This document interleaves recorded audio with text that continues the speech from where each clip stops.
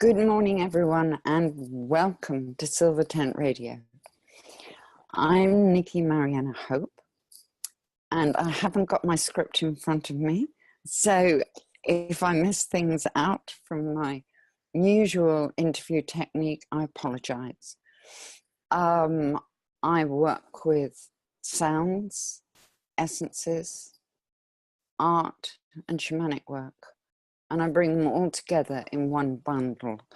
I'm also available for people, clients, to chat with whenever they need to, whether it's day or night, because very often when you need something, you need support, you need it straight away. And even texting a message to say, whoa, I'm feeling so-and-so, is enough, because you've actually spoken it in text words, but it's still come out of you to say, this is what's happening. Anyway, today my guest is Resa Ferrier, lovely lady from the north of the USA, who also works with sound and many other things.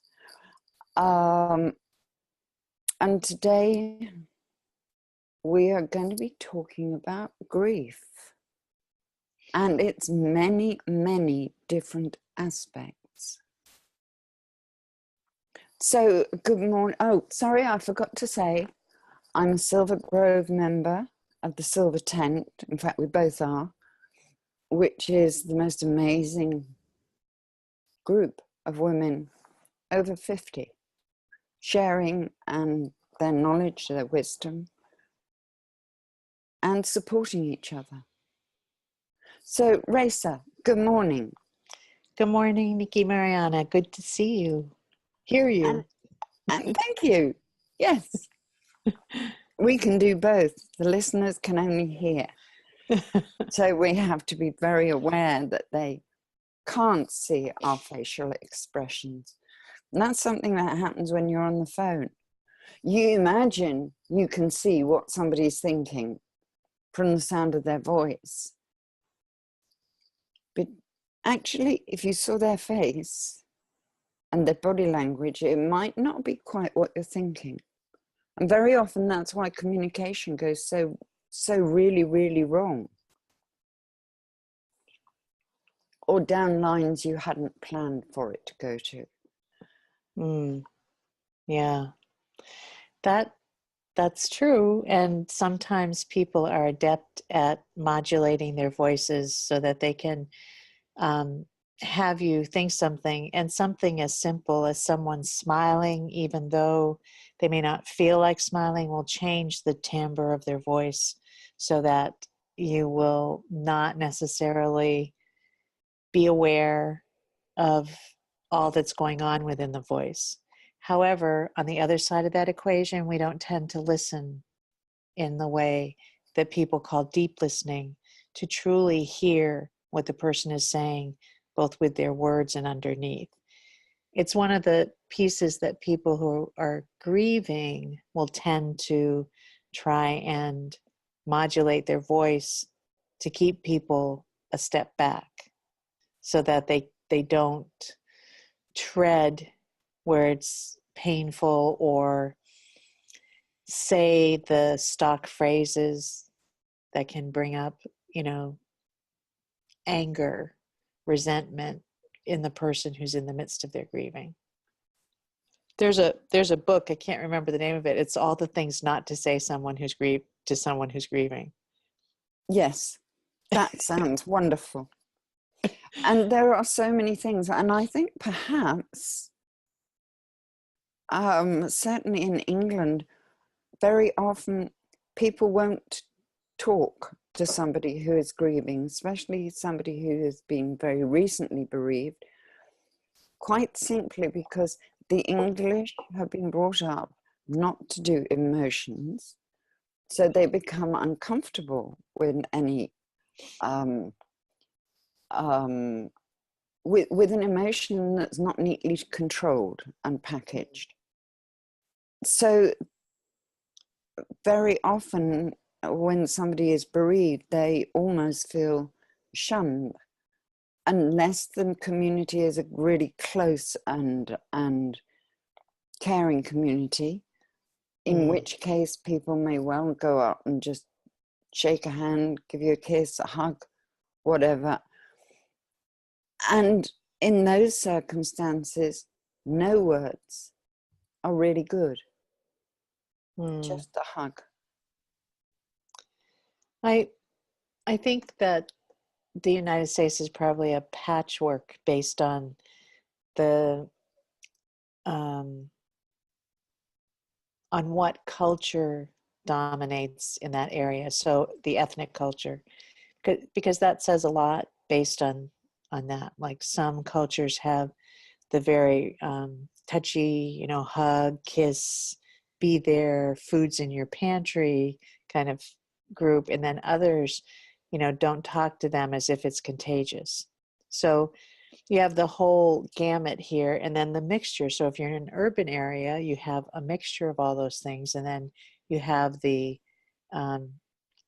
intention-led communities, and then you have people who are very focused on religion and what that says to do. So I don't think there's a blanket about it.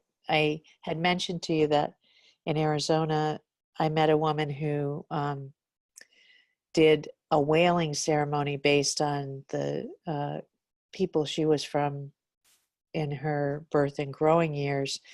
And it was an amazing event because you were able to have someone expressing the sounds of grief and wailing, and you behind a shroud were able to express that grief eventually as that person broke the barriers of what was polite, and it was an amazing process, and something that when we were talking earlier, I mentioned a friend had a close relative pass, and they were doing some tremendous piece in order to help her family.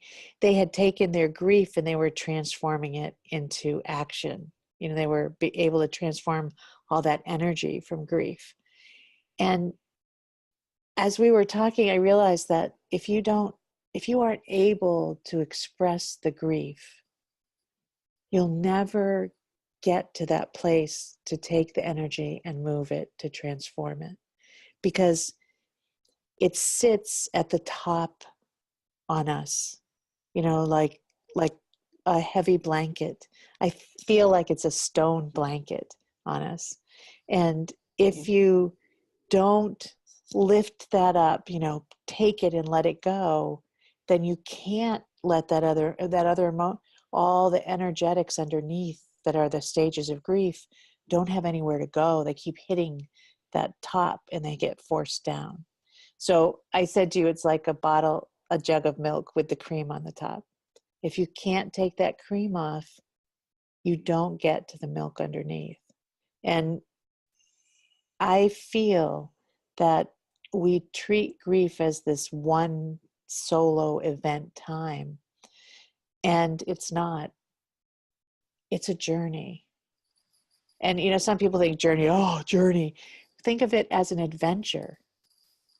If you think of the whole movement through grief as an adventure to the veil that leads you to a new place, then you are transformed.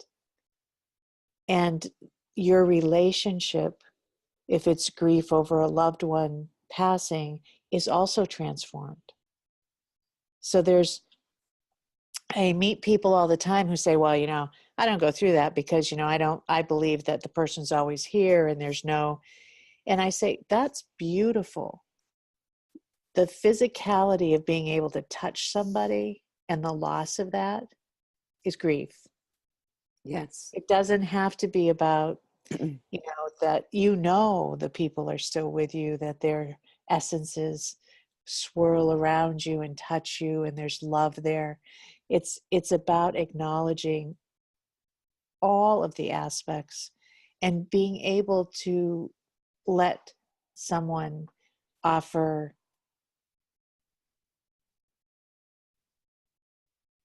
I don't know. I want to say solace, but that's not it. It's more like knowing, like when we know that our hearts all touch, reveling in that while you just allow that grief to have its time. And the moments that will come up about it, there's all of our senses are attuned to memory. So if you go and you walk into a place and the scent of that person seems to be there, it can throw you into memory and then pull you back out. And now you've just had, whiplash, and you're in that piece, and you may cry. You may feel a moment of intense grief because you can't touch that person or arrange to meet them for coffee or tea, or, and that's okay. It's just part of that adventure of grieving. And maybe if we don't call it a journey or make it heavier than it is, maybe then we can start really embracing it. Because there is a raw beauty in someone who can express their grief and give themselves the space and time for it. Sorry, I kind of prattled on there. You did, but I was so engrossed in what you were saying that you expressed that so beautifully, Resa. There's a couple of points I want to go back to, if I can remember them. One, you were saying about this ceremony for grief, that people covered themselves in a shroud. Now, I'm not sure everyone will know what you mean by a shroud. And from my perspective, a shroud is something you put over somebody when they have died. Okay. And so it would be, some people did use cloth that went over their entire body, which would be why I called it a shroud. The object was to have it go over your head and down so that you would have some privacy. So you could take a shawl and drape it over your head, and it would extend down over your face. A lot of people had a thinner muslin so they could see. Yeah, but they couldn't be seen through it. Right. That's lovely. I think I'd prefer the thinner muslin because I like to see where I am if I open my eyes. Yes, and people are walking in a circle, so when you look down, you have points of reference that you would see too. Yes, and you'd also be able to see the people around you and know that you have their support. I mean, without being able to see them, you could probably feel it just as much. But I would also find it a comfort to be able to see other people. Yeah, and there are drummers present too, so there's a lot of sound cues within the ceremony. Right. Well, I really look forward to learning more about that from you. But in the meantime, there are many other ceremonies that we can do for ourselves when it comes to grieving, or for other people indeed, if they be. Yes. Open enough to consider. And I do find that people are becoming, it is gradual, but they are becoming more open to the subject of grief. And yes. and more people are recognizing that the zoom after someone has died is our self-protective mechanism of hiding away from something we know is going to be painful. Yeah. And if I just keep zooming, it can't catch up with me. Well, it does. It always does. And it may be a year, 5 years, 20 years, or longer. after someone has died, and suddenly you think, oh my God, I've got to stop and face it. With hindsight, it would very often have been easier to face it at the time, although that may not have been possible. If you're a mum with young children, you've got to keep going to provide for the children, to look after them. But equally, as a mum with young children, we do need to remember to show our grief, in order to give our children permission to show their grief. Yes, and to show them that you can accept support. Oh, yes. Yeah. That is so important, especially as women, although men do it just as much. We are inclined to think, I should be able to deal with this. I'm old enough and wise enough. I should be able to deal with this. And actually, some support is so, so helpful. Yes, the dealing with it does come from within each of us. But if we have a loving support, a partner, a friend, a group, a network, that makes such a difference too. Yes. Yes. And sometimes we come to that kind of support after we've experienced more than one loss, and it did not have an outlet for our grief. So the grief has now stockpiled. And often there is an event that just breaks us open. And it is important that we have somewhere within us the knowledge that there is support and we can reach out to it. And Yes. there are so many, I mean, there's personal friends, groups, but there's also, if you have someone who passes and they use hospice, hospice has a whole network for working with people who are here after the person who passes. And they don't put a time limit there available for those people. Brilliant. That's awesome, because there is no time limit. Grief comes and goes. Right. And an event, a sound, as you said earlier, a smell can suddenly trigger memories. Yes. And if it's at all possible, go with those memories. If you need to, find somewhere quiet and just let the tears roll. Sob, howl, wail, keen, whatever feels right. Dance.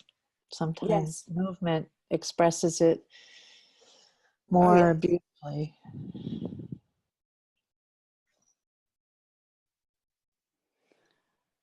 So what right, one sound that it just sort of popped into my mind is one that I think may be almost universally known, certainly well known, and that's to make the sound of Om. This is perhaps best used when you've done your wailing, shrieking and punching, and if you've got a punch bag, just to help really round off and clear any heavy energy that may be hanging around still. So it's just a very simple Om, and open your mouth inside as much as you can. The way I often phrase it to my students is, imagine you have your mouth full of really soft, almost liquid chocolate, and it's chocolate that you love. And then make a sound. So you've got to close your lips because you don't want the chocolate to leak out. So it's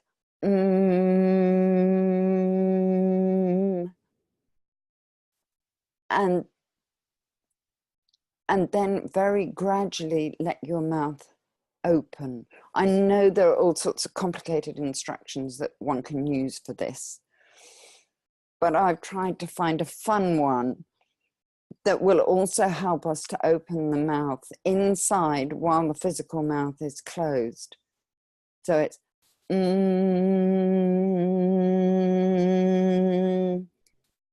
then extend it to oh. So opening your mouth to say the oh. Again, there's all sorts of detail I can go to, which isn't really, it's useful if you want to do it to perfection, but actually the intention is more important than perfection.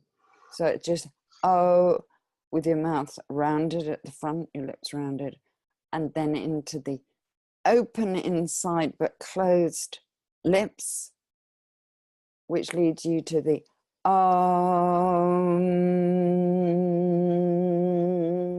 and you do not have to be perfectly on one note. Excuse me. It can go up and down and it can croak. So it could be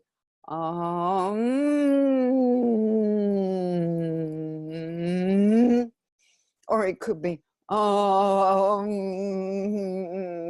it will gradually smooth out and no one else is listening. If you happen to be in a crowded place, just do it quietly. And they'll probably stay away from you anyway because they're not quite sure of the sounds you're making. So you'll have privacy even in a crowd. I don't know if you'd like to add anything to that, Resa.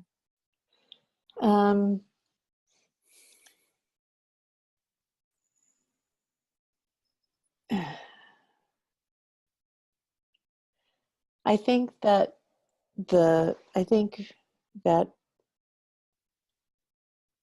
we really need permission to make the sounds that come before that.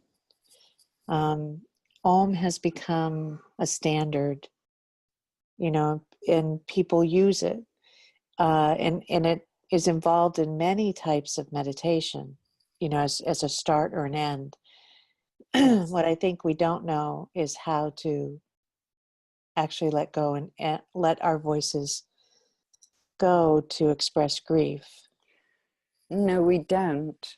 And this is why I'm saying it's really not important if you've got it perfect or not. It's a little bit of a beginning.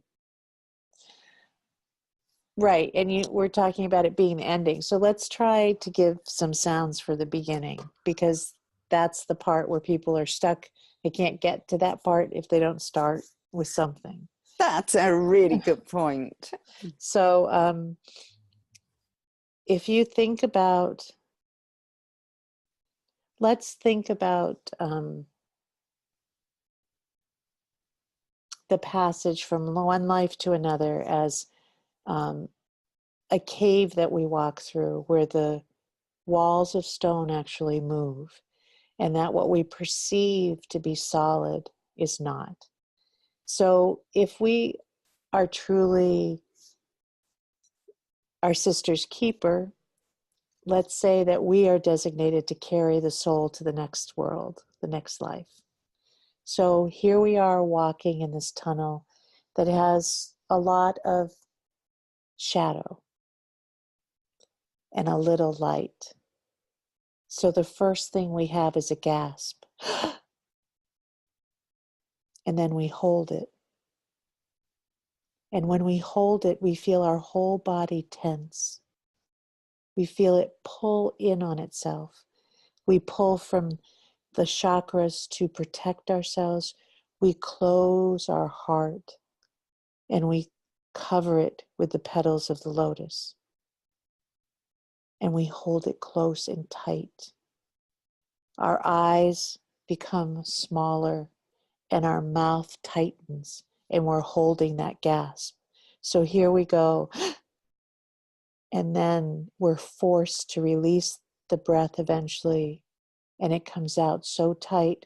Oh, oh. And we're we're forced to breathe in again. Oh. Oh. Oh. Oh.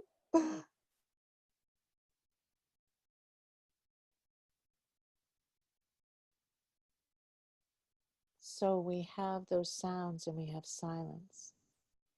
Because when those sounds come from our heart and spirit, they force out whatever can be released in the moment.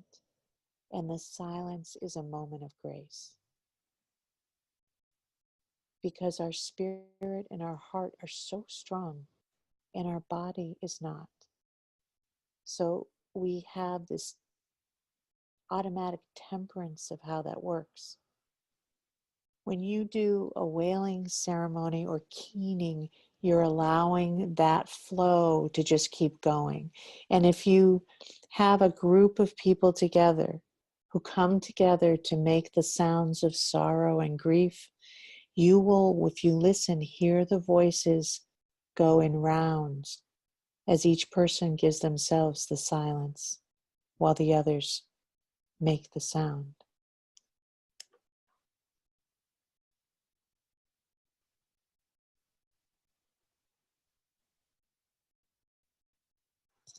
That is such a beautiful description, Resa. And it is exactly what people do. When there's a shock or there's grief, it's an immediate and stop breathing. You forget that you need to breathe. Yes. And then it can become difficult to make any sound. Right. And I think that part of that comes, we learn that it's unsafe to express such deep-seated emotion. And so we pull in everything for safety. That's where having some type of support that you trust becomes pivotal, because even something as simple as calling someone that you trust intimately and hearing their voice.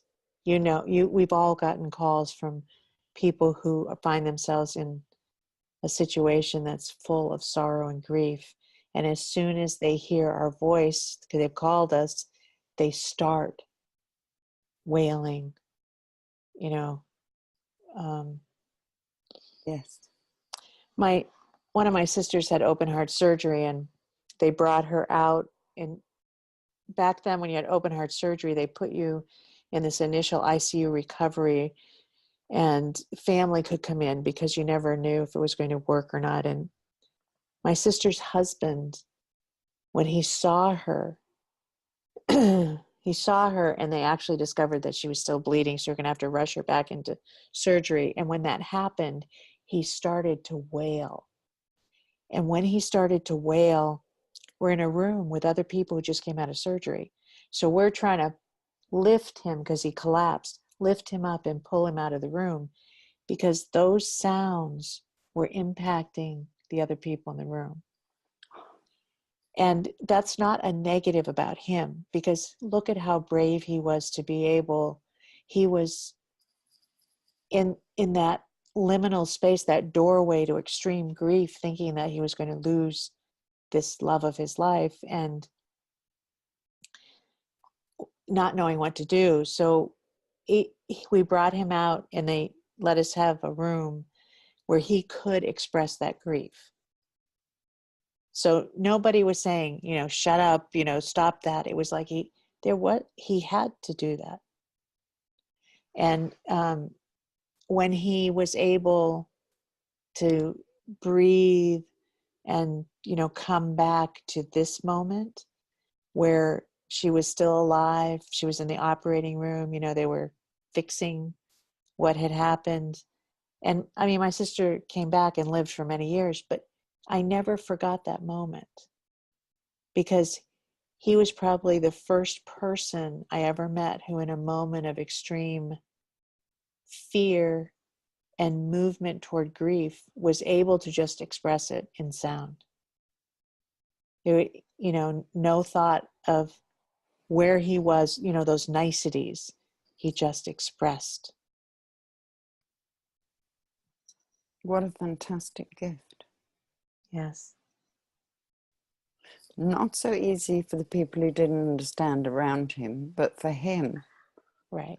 And he was the one who actually needed to be the strongest. Right. So the fact he was able to express that potential grief immediately was really such a blessing. Yes. Okay, well, I think unless there's anything else you'd particularly like to add, perhaps that's a good place to leave it for this week. I agree. I don't know about you, but I am feeling very still and very quiet. Yes. And maybe even reflective. But that doesn't mean my mind's rushing around thinking of things. No. Thank you so much, Resa. Thank you, Nikki-Marianna. Always a pleasure. Now, contact. How can people get hold of you if they would like to? They can get hold of me at Spirit Sounding on Facebook, or spiritsounding@gmail.com. That's wonderful, Resa. And I look forward to talking to you next time. Bye-bye for now. Goodbye.